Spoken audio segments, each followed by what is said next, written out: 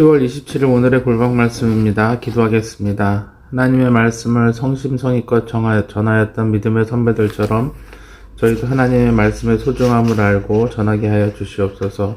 그렇게 주님의 말씀을 전하는 소중한 자가 되기 원합니다. 우리 주님 예수 그리스도의 이름으로 기도합니다. 아멘.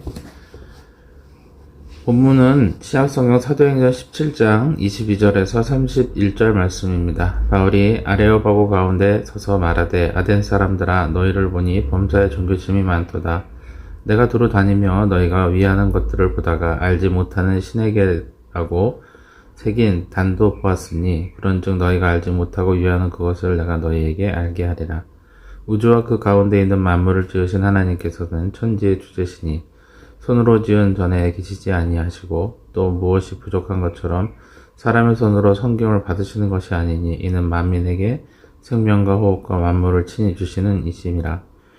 인류의 모든 족속을 한 혈통으로 만드사 온 땅에 살게 하시고 그들의 연대를 정하시며 거주의 경계를 한정하셨으니 이는 사람으로 혹 하나님을 더듬어 찾아 발견하게 하려 하심이로되 그는 우리 각 사람에게서 멀리 계시지 아니하도다.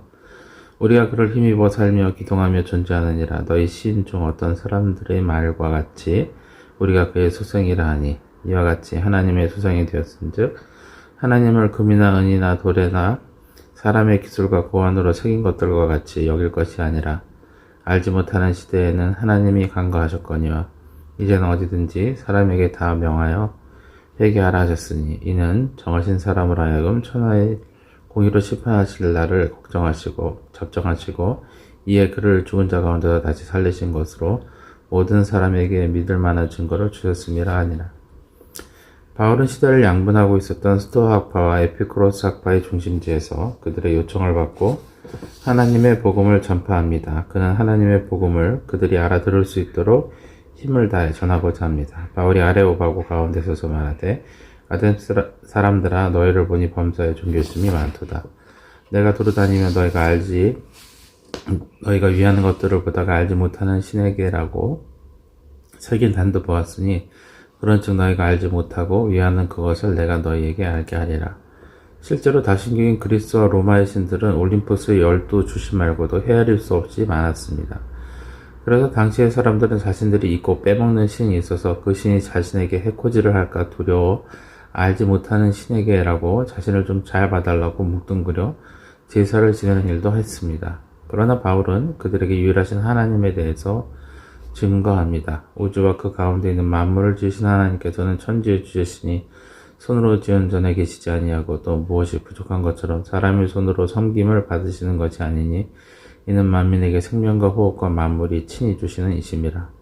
하나님께서 이방의 신들과 다른 점은 만물의 창조주이시고 사람들에게 섬김을 받으실 필요가 없으신 하나님이시라는 점입니다. 그러나 그리스 철학은 물질은 악하여 부서지고 사라지고 없어지지만 영혼은 그렇지 않아서 물질은 하등한 것이고 하등한 것을 창조한 신은 저급한 신이라고 생각했습니다.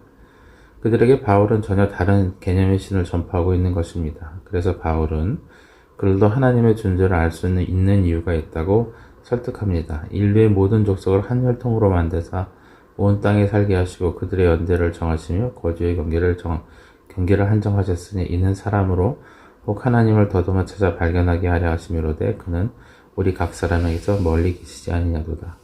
바울은 하나님께서 그들이 알지 못하였을지라도 그들 곁에서 알 수 있도록 계속해서 역사하고 계셨다고 하면서 그들의 생명의 근원도 하나님이시니 그들의 영혼도 하나님이 주인이라고 말하고 있는 것입니다. 우리가 그를 힘입어 살며 기동하며 존재하느니라. 너희 시인 중에 어떤 사람들의 말과 같이 우리가 그의 소생이라 하니 이와 같이 하나님의 소생이 되었은즉 하나님을 금이나 은이나 돌에다 사람의 기술과 고안으로 새긴 것들과 같이 여길 것이 아니니라.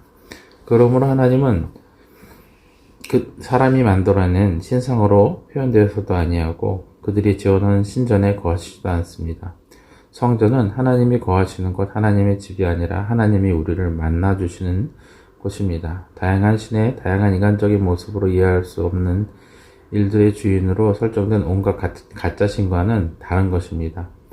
그래서 하나님은 그들에게 이런 거짓된 신을 떠나 하나님께로 향하라고 늘 말씀하셨습니다. 알지 못하던 시대에는 하나님이 간과하셨거니와 이제는 어디든지 사람에게 다 명하사 회개하라 하셨으니 이는 정하신 사람으로 하여금 천하를 공의로 심판하실 날을 작정하시고 이에 그를 죽은 자 가운데서 다시 살리신 것으로 모든 사람에게 믿을 만한 증거를 주셨음이라 하니라. 이것은 죽음으로 영원히 완벽한 세계에 갈 수 있었다고 믿었던 그리스도인들의 철학과 신앙에 대해 더 소중한 것의 가치가 있다고 뒤집는 발언입니다.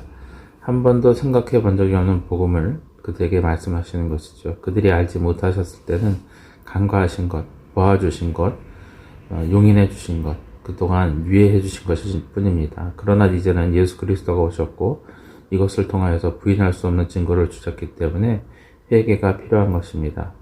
그래서 우리에게 가장 익숙한 것은 하나님의 은혜이고 특별히 늘 우리와 가까이 있는 특별한 은혜인 하나님의 말씀에 우리는 익숙해져야 합니다. 그렇지 않으면 이 복음을 듣고도 알아듣지 못하는 이방인들처럼 하나님의 말씀에서 멀어질 뿐입니다. 주님의 말씀이 늘 우리에게 익숙하도록 우리도 매일 말씀을 묵상하고 공부하는 주님의 성도가 됩시다. 기도하겠습니다. 사랑하는 하나님 아버지 앞에 나와 주의 말씀으로 인하여서 주의 말씀에 익숙해지고 주의 말씀으로 우리의 삶이 확고해지게 하여 주시옵소서. 우리 주님 예수 그리스도의 이름으로 기도합니다. 아멘.